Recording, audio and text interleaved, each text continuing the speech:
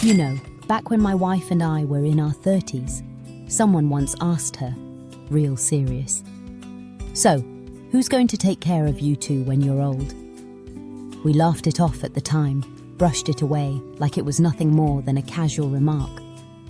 But now, standing here at 77 years old, I can tell you that question hits very differently. It echoes in the back of my mind in ways I never expected. And that's why today, I want to dive into it with you. Not in some abstract, theoretical way, but as a real conversation worth having. Stick with me, because I think what we're about to unpack could change the way you think about aging, independence, and what it means to live these later chapters of life with dignity. But before we get started, let me ask you something directly. What if the answer to that old question, who will take care of you, isn't what you think it is? What if the truth about aging has been hiding in plain sight, and most of us never see it until it's too late? That's why I want you to not only listen, but also share this video with someone who might need it. Hit like, subscribe, and let's walk through this together, because the things we're going to talk about today might just shift how you see the rest of your life. Let me begin with a little context, my wife and I's story. Then we'll widen the lens and look at how it applies to so many others, maybe even to you. And finally, I'll walk you through 6 very specific areas that I believe all of us need to think carefully about as we grow older and start needing just a little more support in our daily lives. This August marks 52 years of marriage for us. We tied the knot back in 1973, wide-eyed, optimistic, and maybe even a little naive, like most couples in their 20s. Looking back now, I can honestly say we've lived a good, fulfilling life. We both worked hard, we got to travel more than we ever dreamed possible, and we've had the privilege of shaping our lives on our own terms. We weren't chasing status or approval. We simply built the life we wanted together. And no, we carry no regrets. So why bring this up now? Because quite frankly, time has a way of humbling you. At 77, both of us know we're stepping into a new chapter, one that looks very different from the decades before. And with that reality comes reflection. Lately, I've been thinking about 6 areas where people often need the most support as they age, no matter who they are, whether they've raised children, whether they're married, single, widowed, or divorced. Of course, if you have grown children nearby who are responsible and willing to step in, that's a blessing. It's something to be grateful for every single day. But not everyone is in that situation. And frankly, more and more people aren't. It's not just those of us who never had kids. It's also people who are estranged from their families, or those whose kids live across the country, too far away to help with everyday needs, or those who find themselves suddenly alone after decades of partnership. The truth is, the default safety net that many of us once assumed would be there sometimes just isn't. That's why these conversations matter. So let's jump in. Consider this not just as advice, but as a kind of thought experiment. I'm not pretending to have all the answers. Honestly, I'm still figuring this out myself, one step at a time, just like you. In fact, you might already have more insight than I do. And if that's the case, I want to hear it. Leave a comment, share your thoughts, because this is one of those subjects where we can only get better if we talk about it openly. Let's start with the first area, driving. Now this one hits close to home for a lot of us. There are really 2 questions at the heart of it. First, when is it time to stop driving? And second, what does life look like after you hand over the keys? That second part is just as important as the first, maybe even more. Think about it. Driving has never been just about transportation. It's freedom, it's control, It's being able to leave the house on your own schedule, to go where you want, when you want. For many of us, driving is one of the last big markers of independence. You've heard the stories, maybe even lived them.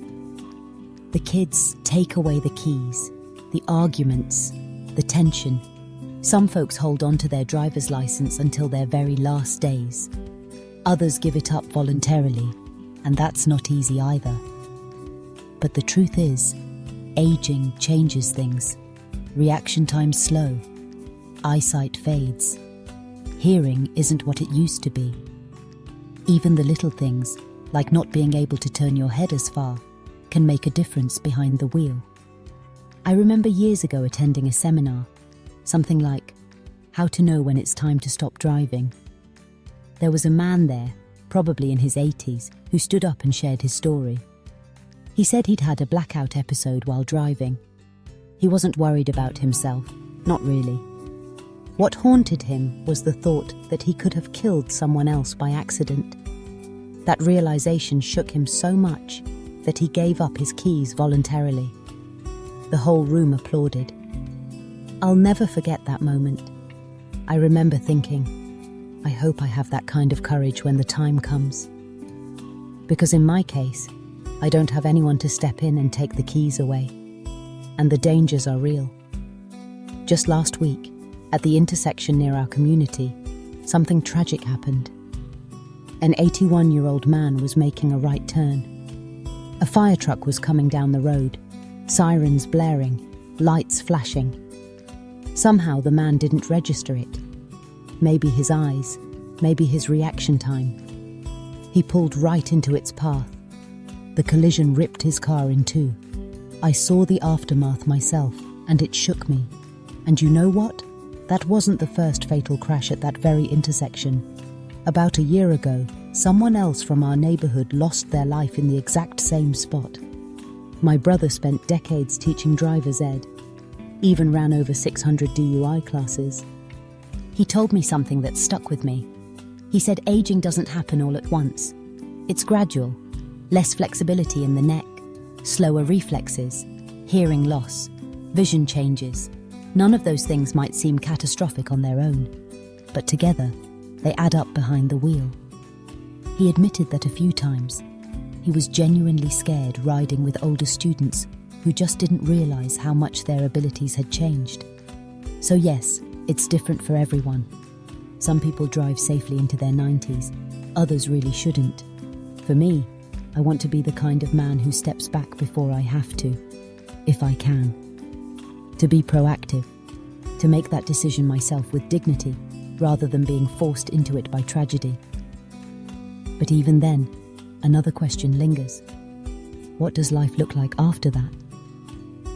That part I don't have a neat answer for. I know the world has changed. Uber exists. Grocery delivery is everywhere. Prescriptions can show up at your doorstep. With the click of a button, you can get just about anything delivered. But let's be honest, convenience is not the same as freedom. It's not the same as grabbing the keys and going for a drive simply because you want to feel the road under your hands. When that's gone, you feel it. You really do. Still, that's just one of the 6 areas I've been reflecting on. The bigger point here is simple. Start thinking ahead. Not from a place of fear, but from a place of ownership. Being proactive doesn't mean you're surrendering independence. It means you're protecting it in a different way. It means you're planning with dignity. It means you're making choices on your terms, not waiting for life to make them for you. And isn't that what we've always wanted? To live on our own terms, as fully and as gracefully as possible, no matter the season of life. If these words touched your heart and sparked inspiration within you, leave a 3 in the comments to let it shine. If they did not, leave a 0 in quiet honesty. Every thought you share is a gift. Thank you for giving us a moment of your precious time. Let's move forward and talk about something that often gets overlooked, but makes all the difference as we grow older: social connections. Because the truth is, you don't want to let those go, especially now. If you don't have children calling regularly, dropping by for Sunday dinner, or checking in after a doctor's appointment, that just means you've got to be more intentional about staying connected. Staying active matters in every sense of the word, not only physically, but socially. Building and maintaining relationships isn't just about avoiding loneliness. It's about creating a support system, a circle of people who show up for you when you need help, and who trust that you'll do the same for them. It's about weaving safety nets that keep us steady in the uncertain moments. Now, my wife and I are fortunate enough to live in a 55-plus active adult community, and that's been a game changer. It keeps us engaged, involved, and surrounded by people who understand the season of life we're in. But here's the thing, no matter where you live, there are always opportunities to connect.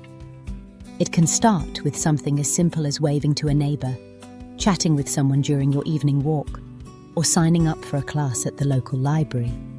Those small gestures can blossom into friendships that make all the difference. And don't forget about senior centres. A lot of people dismiss them as places for bingo, but that's outdated thinking. These days, many offer book clubs, exercise programs, continuing education, and volunteer opportunities. It's not about filling time. It's about filling your life with energy and meaning. I've even seen people create shared households later in life. You've probably heard the comparisons to the Golden Girls, but I've witnessed it firsthand. A few women I know pooled their resources, moved in together, and built a household where companionship and mutual support are part of everyday life. It's not for everyone, but it shows what's possible when you think outside the box. So no, you don't need children to avoid isolation, but you do need community, and community doesn't fall into your lap. You build it. Conversation by conversation, meal by meal, walk by walk. In fact, I made an entire video on making new friends later in life. If you're curious, I'll leave a link in the description. It might be the encouragement you've been waiting for. Now let's shift into something a little more practical. Daily help and emergencies. Because as independent as we are today, there may come a point when we need an extra hand. And trust me, it's far better to plan for that possibility before it arrives. First, invest in good relationships with your neighbours. I can't emphasise this enough. A solid neighbour can be a lifeline in an emergency, or just the kind of person who brings in your mail when you're laid up with a bad cold. It may sound small, but those small acts are what community is built on. It also helps to live near essential services, medical centres, grocery stores, pharmacies, libraries, and public transport. Those conveniences become vital as mobility changes with age. They make daily life more manageable and less stressful. And when the time comes, remember, there's a wide range of services available. From in-home health aids to grocery delivery to home repair, the support systems are there if your budget allows. They can make all the difference between struggling and thriving in your own home. But here's a piece of wisdom. Start by helping others first. My wife Marianne and I try to live that way. Offer help when you can. Carry a neighbour's groceries. Check in on someone who's sick. Share a casserole. It not only feels good, it puts you in the right mindset to accept help when the day comes that you need it. Because whether we like it or not, that day comes for all of us. Now, gentlemen, let me address us specifically. We're not always good at this. Most of us would rather struggle quietly than accept help. I get it. I'm built that way too. But here's the truth. Needing help doesn't make you weak, it makes you human. I'll never forget calling a friend after his wife passed. He'd relied on her for meals, for companionship, for daily rhythms. When I offered to bring him dinner after he got sick, his reply was, "I can fend for myself." I didn't push it. A year later, he was gone. To this day, I regret not just showing up with food and a smile. Sometimes the best help is the kind you don't ask permission to give. All right, let's pivot again. Legal and medical decisions. Things like healthcare directives, powers of attorney, wills. None of us want to dwell on them, but putting them off until it's too late is a mistake. My wife and I handled ours, and let me tell you, the peace of mind is worth it. Here's the question people often ask me. If you don't have children, who do you choose to handle your affairs? It's a tough one. For us, the answer was family. We don't have kids, but we do have nephews. One of them stood out. Dependable, thoughtful, level-headed.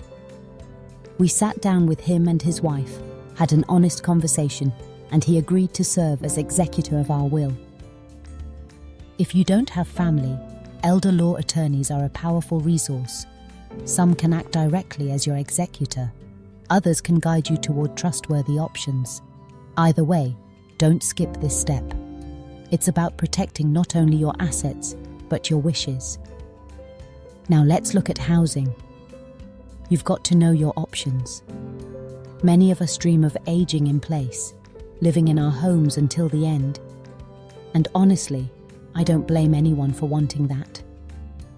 Familiarity and comfort are priceless. But even if that's the plan, you've got to think ahead about how care will look if your health changes. Continuing care communities are worth considering.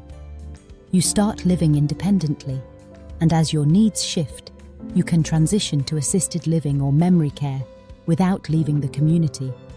We've toured a few, and I'll admit, we were impressed.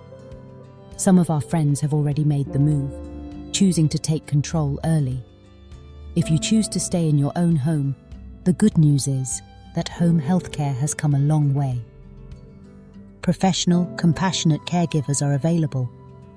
The concern is logistics. When you need that care most, will you be able to arrange it?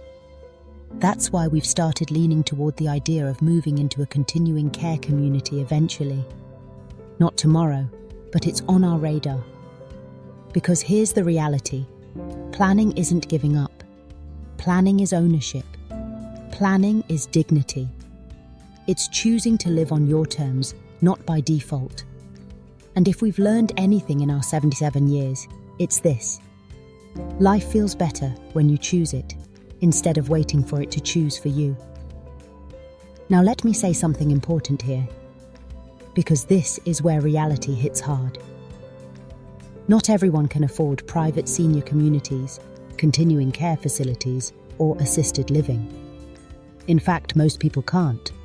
That's just the truth. The glossy brochures and polished commercials may suggest otherwise, but the majority of Americans are living on fixed incomes, carefully stretching Social Security, pensions, or modest savings. For many, expensive retirement living simply isn't an option. But that doesn't mean you're out of choices. There are government programs created specifically for seniors who need housing support. And I'm not just talking about Section 8 vouchers, though that's one avenue. There are also subsidized senior apartments, income-based housing options, and age-restricted communities that offer affordability without sacrificing dignity.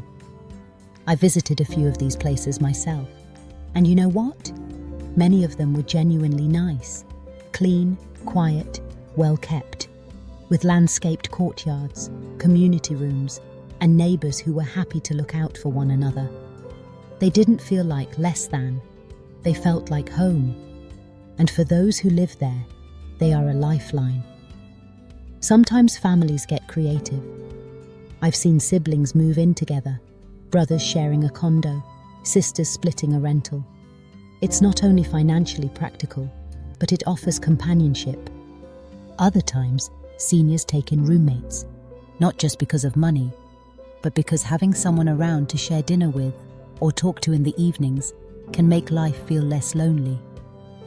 A shared laugh over coffee, someone to watch the news with, or even just knowing there's another person in the house, that can make a bigger difference than most people realize. Now let's shift gears and talk about financial simplicity. because in many ways, this is just as critical as housing.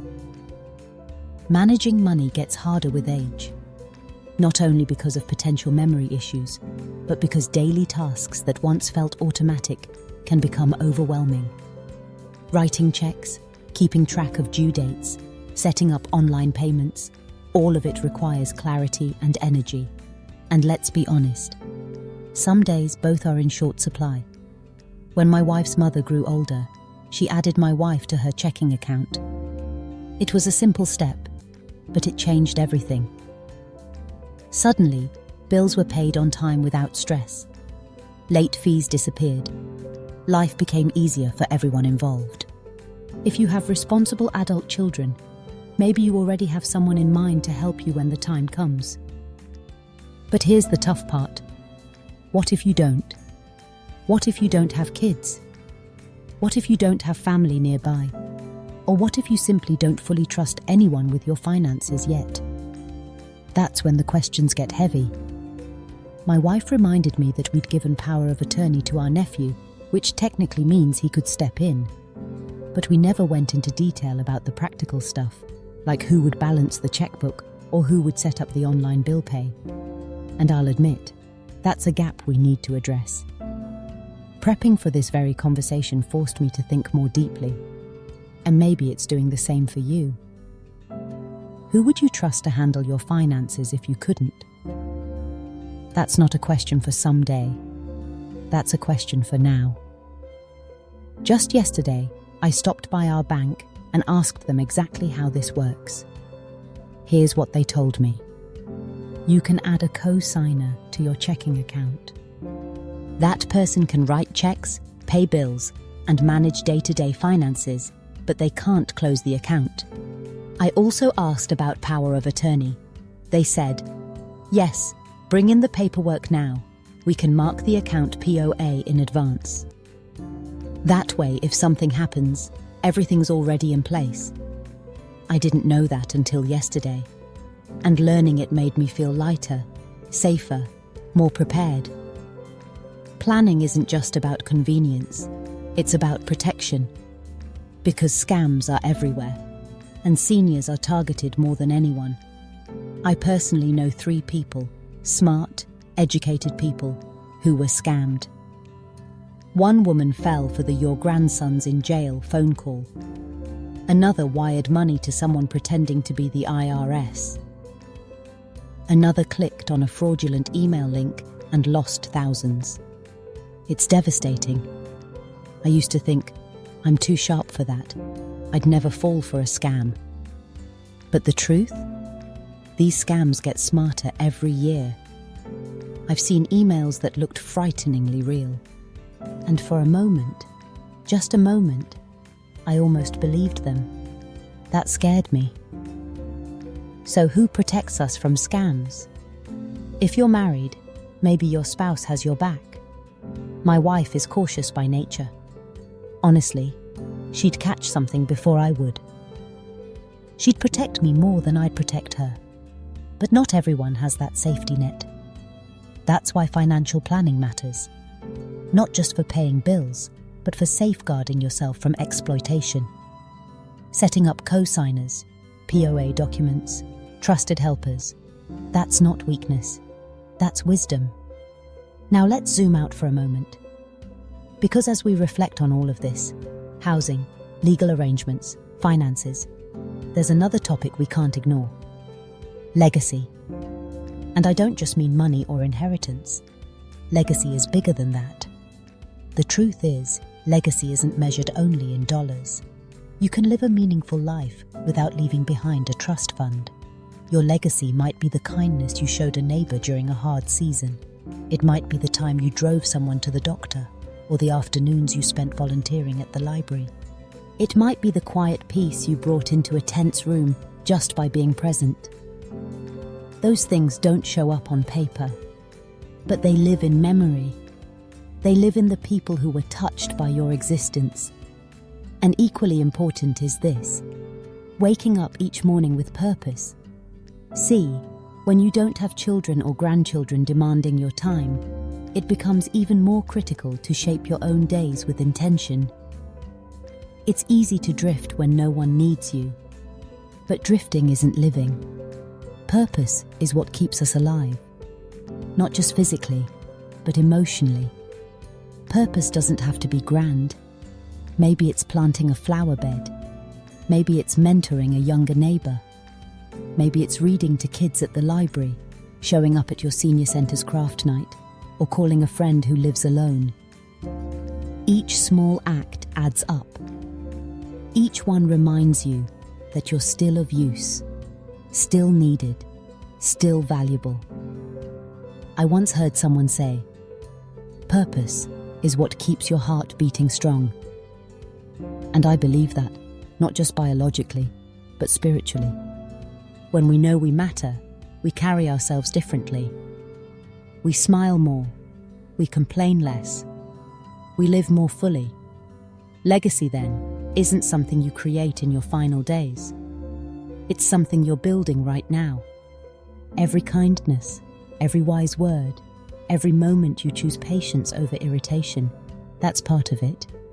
Piece by piece, day by day, you're writing the story people will remember. And here's the beauty of it. Living with purpose not only shapes your legacy, it brings you peace. Fear shrinks, anxiety eases. Instead of asking, "What will happen to me?" you start asking, "What do I still have to give?" That shift, from fear to purpose, changes everything. So as you move forward into your 60s, 70s, or 80s, don't dwell on what you don't have. Focus on what you do. You have time. You have wisdom. You have laughter, warmth, resilience. Those are treasures money can't buy.